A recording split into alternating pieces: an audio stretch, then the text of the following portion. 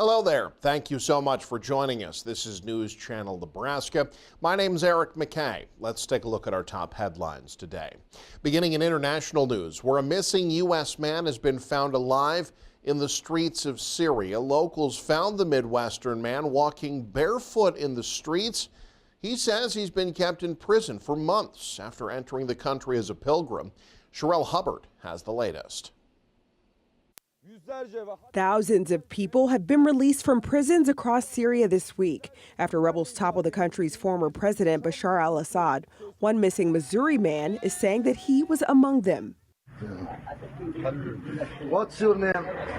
Travis. Chavez? No. Country? United States. United States? The United States. United States.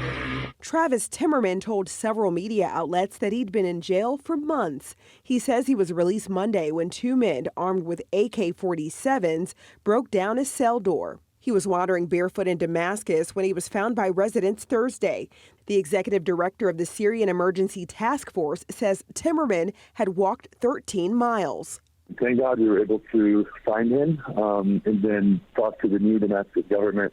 They brought him in, got him clothes, got him food, got him water. Timmerman went missing earlier this year. He told CBS News that he'd been detained for 7 months after entering Syria without permission. I just started bawling. It was just so emotional.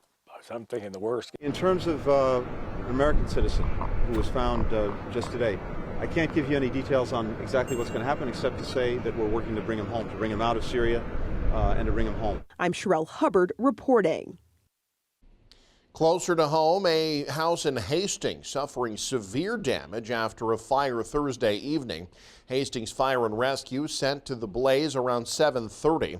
A 911 caller reported smoke and flames coming from the roof of the home in the 200 block of East 4th Street. The Hastings Rural Fire Department responded as well to the 2-alarm blaze. The city of Hastings had officials at the scene. They're still trying to suss out exactly what caused the fire. No word yet on if anyone was injured. If you own a Stanley travel mug, listen up. More than 2.5 million of them have been recalled because of a potential burn hazard caused by a faulty lid. The recall involves all switchback and trigger action stainless steel travel mugs sold in the U.S. The Consumer Product Safety Commission says threads in the lids might shrink when they're exposed to heat. That'll cause the lid to fall off during use. The CPSC says there have been 16 reports in the U.S. of recalled mugs' lids detaching during use. That led to 2 burn injuries.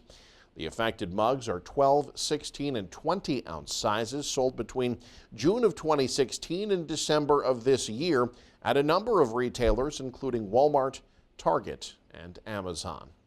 Well, the News Channel Nebraska promotion played a part in a fun day for some Nebraska veterans this week. Michael Shively has more. The veterans at the Central Nebraska Veterans Home in Kearney are in the Christmas spirits, thanks in part to the students at Glenwood Elementary. The first and second graders performed songs for the veterans and also gave out a special gift. The whole field trip was made possible thanks to a veteran who simply one day decided to take a photo walking her cat.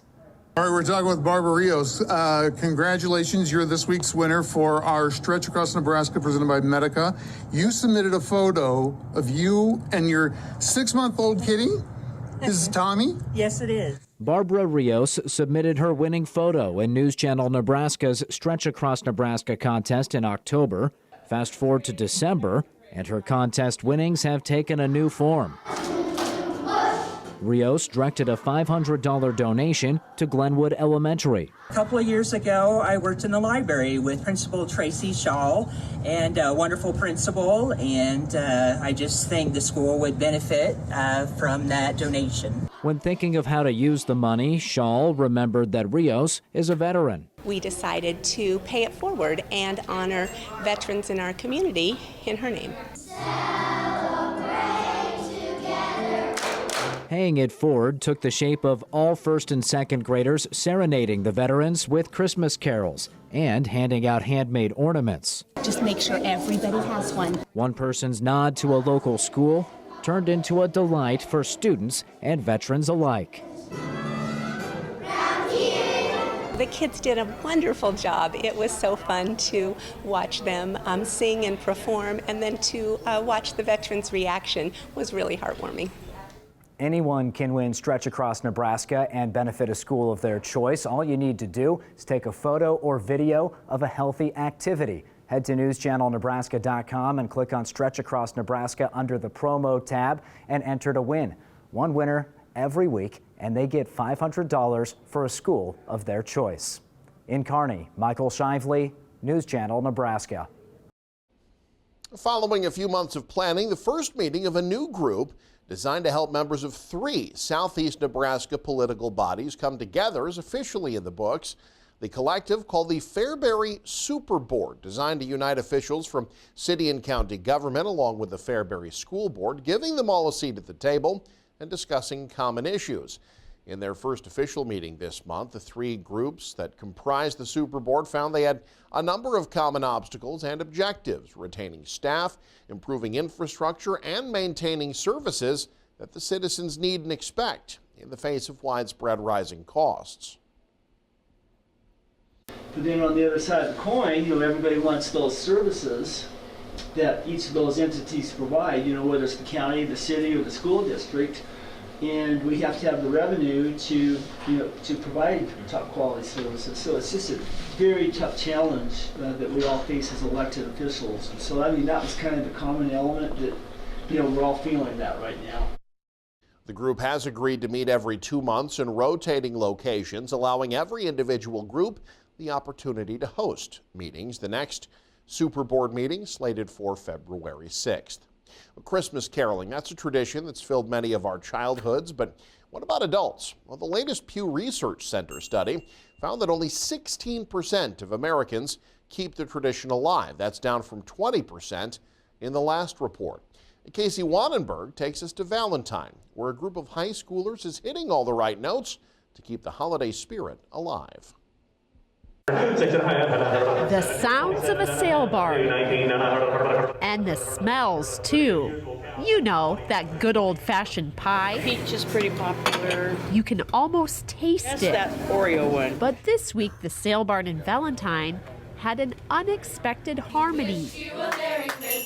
Carolers from Valentine High School. We wish you a Merry Christmas and a Happy New Year. It's just kind of a little boost of happiness. It's just fun, and people love when you sing. The high schoolers gave a barnyard twist to the 12 Days of Christmas. But across the country, caroling is becoming a quieter tradition.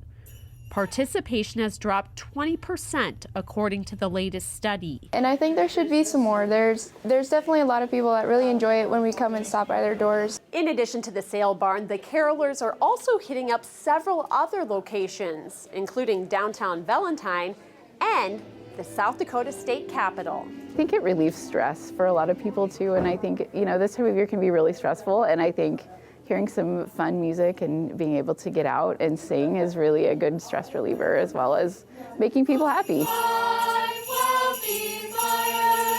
In fact, research reveals group singing isn't just good for the soul, it's great for your health, hitting a high note with proper breathing and stress reduction. One little way that the choir can give back.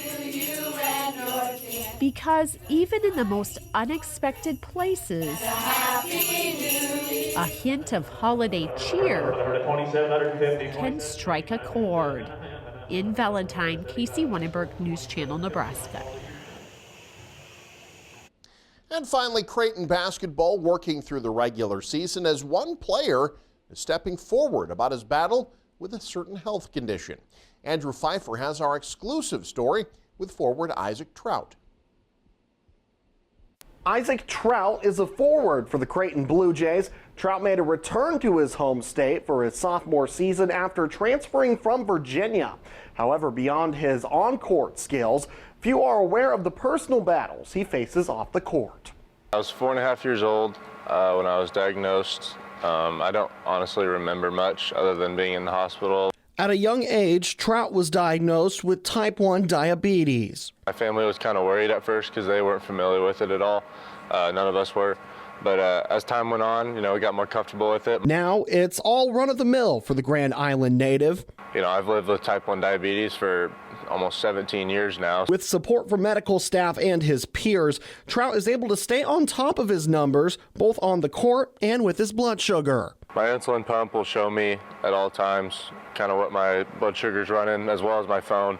And with the Dexcom share feature, it kind of allows me to share it with people so my parents can see it at all times as well. Trout signed an NIL deal with Dexcom, a company that provides athletes with the tools and medication to manage diabetes. Balancing that with basketball is tough because, you want to have good carbohydrates in your body to perform at the highest level, but as a type 1 diabetic, you don't want to overconsume those. Although a challenge, Trout doesn't believe it is affecting his performance. The sophomore has 56 points and a .413 shooting percentage just 10 games into the season. Trout credits his teammates and medical staff for their support for his condition, making him live in a world where it feels like it doesn't even exist. The main thing is, they understand what I deal with, and they support me 100%, but, they treat me like a normal person. To any and all athletes out there who are managing type 1 diabetes, Trout says with the right support, anything is possible. I have more dreams to pursue, but,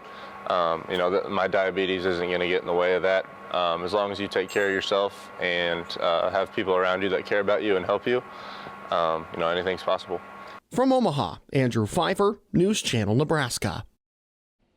And you can stay up to date with the very latest by following us online. Head to newschannelnebraska.com and click on the News tab there. You can also follow us on X, like us on Facebook and Instagram as well. Thanks for joining us. Have a great weekend.